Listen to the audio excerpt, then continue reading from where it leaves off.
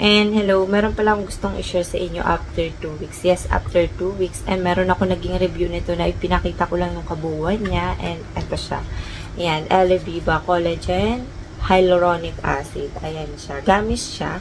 And marami na to naging review na unang-una noon. Nung unang kalalabas noon. And ang ganda ng review. And saan nyo to makikita? Sa karaniwan maraming review sa TikTok. And eto siya. Bakit ngayon lang ako nag-review ng ganito? Dahil inintake ko siya. May FDA approved. Yes, FDA approved na to ngayon. Bali, last August lang ata sila na FDA approved. So, ngayon, nakapag-take na ako nito after 2 weeks. So, 30 gamis lang pala to. Akala ko 60 gamis siya. And kasi, karaniwan kasi yung mga ganito kalaki. Di ba parang 60 gamis. So, hindi ako nagtingin-tingin nun bago ako bumili. So, ayan. Bago ako bumili nito, chinek ko muna kung FDA approved. So, FDA approved na siya. Ayun. And after 2 weeks, sasabihin ko yung naging experience ko dito. So, kung agad-agadan ba, katulad ng iba, sabi nila after 5 days, may effect na sa kanila yung collagen na to. Ayan. And ito nga pala yung box niya. Ayan. Napakita ko na to nung una. Ayan. Collagen peptide and hyaluronic acid gummy. Ayan. Nakalagay dito sa side and moisturizing, nourishing, and antioxidant, anti-aging, and brighten skin. Ayan. So, nandyan naman kung paano rin siya. Wala siya nakalagay kung paano siya i-take. Basta nag-search ako kung paano siya i-take. And marami naman naging review naman ito. So, ayun, lumiliwanag na. Ayan, nakikita na yung pinaka-final ko sa akin pag-take nito. So, ito nga pala ay product type ng Jelly Candy. Ayan. And nakalagay naman dito yung ingredients niya. Ayan. Meron siyang fish collagen peptide, collagen peptide, nakalagay bovine bone. Ayan. Ayan, nakalagay dyan. So, nakalagay dito, and pagka fraggy or lactating, magtanong muna kayo sa doktor kung pwede kayo, kahit anong products. Dahil maraming nagtatanong nito karaniwan sa mga lactating mom, yung iba mga product kung ano pwede. Depende kasi rin yan kung ilang taon na yung anak nyo, gano'n. So, magtanong muna sa doktor. And, ayan, nandyan naman lahat. Pero lang nakalagay kung paano siya i-take. Wala. Yung iba, 3 gummy na itinitake dito. Ayan. Ito yung bottle niya. So, may natira akong isa dito para ipakita sa inyo. Ayan na yung, ang kanagandahan dito, ayan.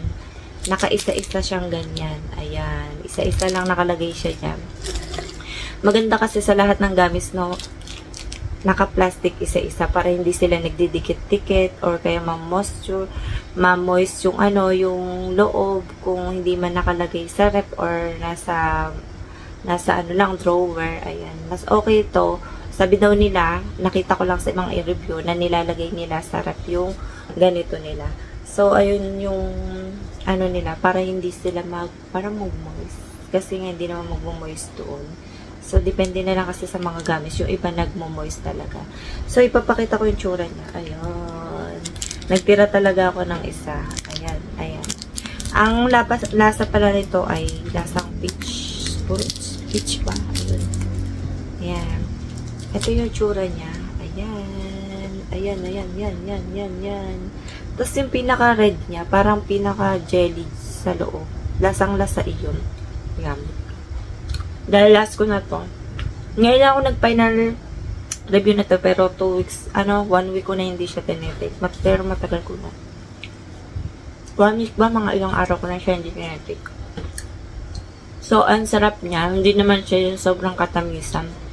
May magtatanong ba dyan sa last review ko kung pwede ba siya sa diabetic.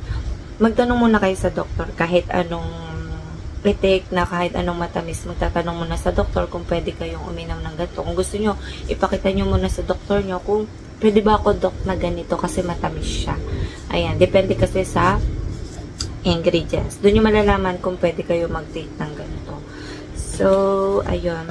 May napansin ako dito sa ingredients na meron siyang acerola fruit. Ayun, nagtataka ko anong klase fruit yun. Para siyang apple na maliit.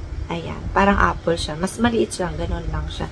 So, sinerch ko siya. Ayan, may pag-search ako. Ayan. Yung acerola fruit is, mayaman siya sa vitamin C. Ayan. Nakalagay dito, acerola cherry is a fruit renowned for its uniquely high vitamin C content, which is help to boost immune function and support healthy hair, skin, and nail. And puno siya ng antioxidant, vitamin, and minerals, and nag-o-offer din ang acerola ng maraming benefits sa kalusugan. Ayun. And including boosting the immune system, and skin health, and improving cardiovascular function. Ano nga ba yung cardiovascular function? So, na-search ko rin yun. Nag-deliver oxygen, nutrients, and hormones, and other important substances to cell and organs in the body. And nakalagay rin dito, it's play important role in helping the body meet the demands of activity, exercise, and stress. So, ayun yung cardiovascular function. And meron din siya isa sa mga ingredients niya na vine bone, and maganda rin yung yung pinaka nito, reducing wrinkles, promoting elasticity, and increasing skin moisture. So, maganda siya sa skin tsaka sa mga wrinkles, at fine lines. So, pwede ba siya sa teenager? Ayun. Yes, pwede naman. Basta 18 pataas. And pwede ba siya sa mga 40 pataas? Siguro, more na pag-take ng ganito. Siguro, depende kasi sa ng hiyang sa katawan nyo sa pag-take ng ganito. Iba kasi, 1 bottle lang ganito. Ako naman, nangyari sa, sa pag-take ng ganito ay, wala naman ako hindi ako nangasim, hindi ako ang nito, umaga ko siya iniinom, umaga kahit inaantok ako, nakakaantok din to pero hindi naman yung sobrang antok na antok, di katulad ng ibang tinitake ko, sobrang nakakaantok. Ito, hindi siya nakakaantok na sobra, pero ihikabin ka dito. Pero kadalasan iniinom ko siya ng gabi, palit-palit na mas okay siya na walang naman ang tiyan bago mo siya inumin. So, ayun lang yung masasabi ko dito. Okay naman siya kahit kahit 2 weeks lang, makikita mo naman yung pag-glow ng skin mo, and mapapansin mo naman yan. And ako, wala nga pala ako ginagamit sa face ngayon ayan, para kasi malaman ko yung epekto ng collagen sa akin ito. Ayan. And ayun lang yung masasabi ko, and see you next vlog. Bye!